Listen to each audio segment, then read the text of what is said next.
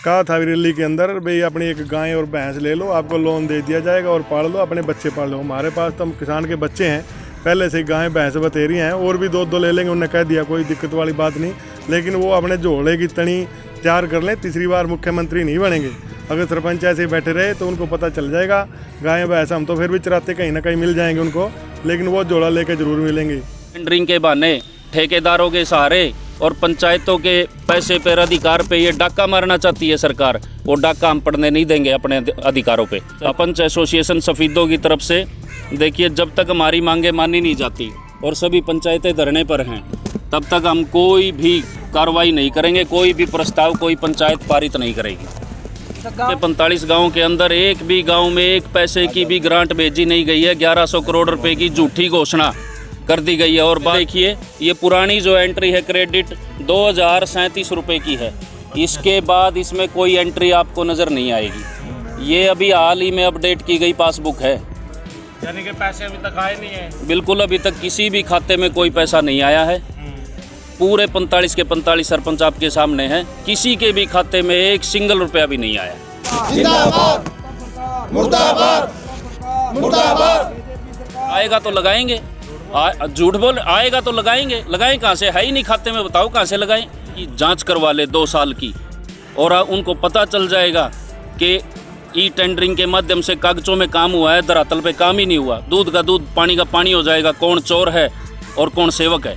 हाय हाय, बबली मर गया, हाय हाय, बबली सबली, हाय हाय, बबली सबली, हाय हाय, बबली सबली, मुर्दाबाद, बबली सबली, मुर्दाबाद, फट्टर पट्टर, मुर्दाबाद, फट्टर पट्टर, मुर्दाबाद। कहते हैं जी, जैसा कि पंचायत मंत्री और हमारे मुख्यमंत्री मनोहर लाल सरपंचों को अभद्र भाषा का प्रयोग कर रहे हैं, सरपंचों को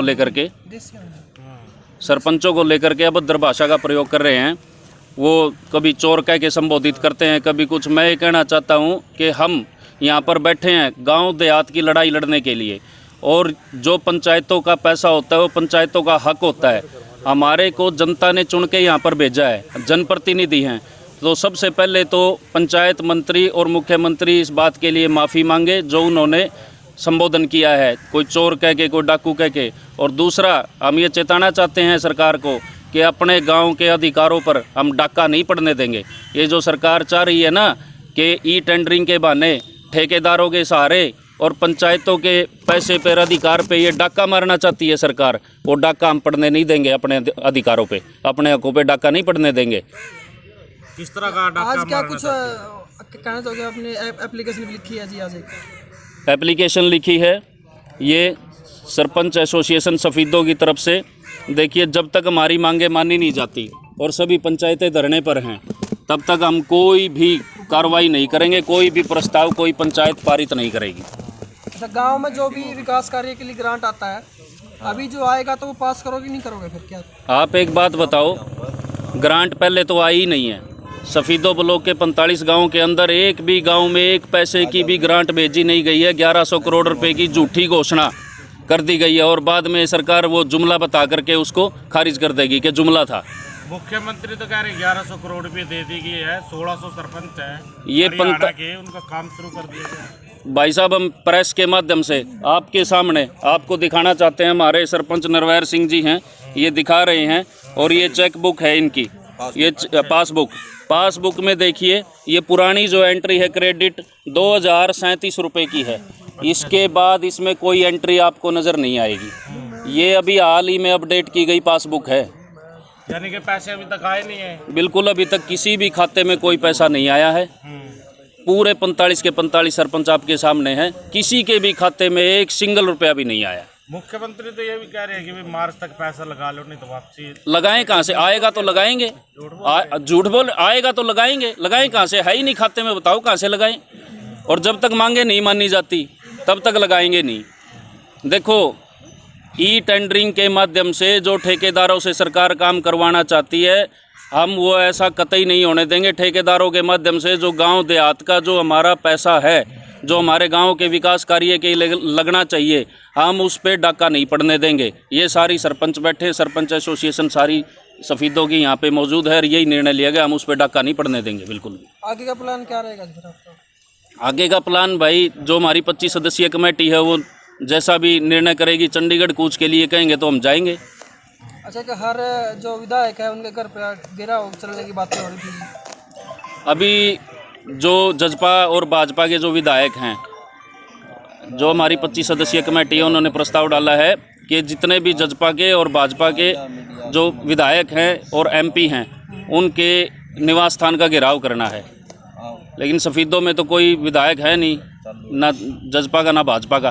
परिभाषा छोड़ें, और वो भी जनप्रतिनिधि हैं, और हमें भी गांव की जनता ने चुन करके यहाँ पे बिठाया।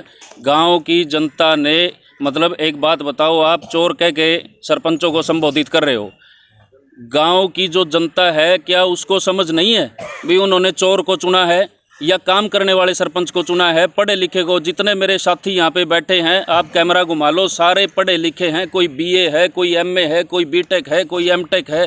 तो गांव वाले मूर्ख हैं? ये पूरे गांव की जनता का अपमान है, सभी लोगों का अपमान है, जो क्योंकि आप उनके चुने हुए प्रतिनिधि को चोर कह रहे हो। उन्होंने विश्वास करके उस प्रतिनिधि को चुना था कि हमारे काम करेगा, विकास कार्य, और उन्होंने पढ़े लिखे प्रतिनिधि चुने हैं सारे। अच्छा, एक बात और है, सारे सरपंच इकट्ठे हैं जी अब इस टाइम हरियाणा के, और पूरे खिलाफ हैं पूरी सरकार के। तो आपने अपने अपने गांव वालों का कितना साथ है जी? जो सरपंच है वो गांव देहात की लड़ाई लड़ रहे हैं। आप देखो, पिछले 2 साल का जो प्रशासनिक कार्यकाल रहा, सरपंचों का जब उनके रिकॉर्ड जमा हो गया था पिछली पंचायतों का, उसके बाद प्रशासनिक कार्यकाल रहा। और हम सरकार से अनुरोध करते हैं कि पिछली प्रशासनिक कार्रवाई की जांच करवा ले 2 साल की, और उनको पता चल जाएगा कि ई टेंडरिंग के माध्यम से कागजों में काम हुआ है, धरातल पे काम ही नहीं हुआ। दूध का दूध, पानी का पानी हो जाएगा, कौन चोर है और कौन सेवक है। मेरा सवाल ये था जी, गांव की जनता का कितना साथ है जी? गांव की जनता का साथ है हमारे साथ। गांव की जनता ने चुन के हमारे को भेजा है। इस बात का पता को आपको आने वाले इलेक्शन में लग जाएगा, गांव की जनता कितनी साथ है और कितनी दूर है।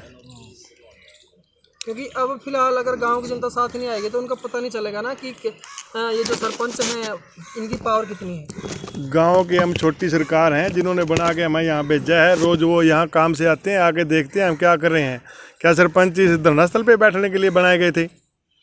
अच्छे कार्य के लिए बनाए गए थे, गांव के विकास के लिए बनाए गए थे। गांव का विकास इन्होंने बंद कर दिया, और कल से सेक्रेटरियों के माध्यम से सरकार ने प्रेशर डलवा करके और प्रस्ताव मांगे थे 2 लाख से ऊपर के, 5 के, 7 के, 10 के।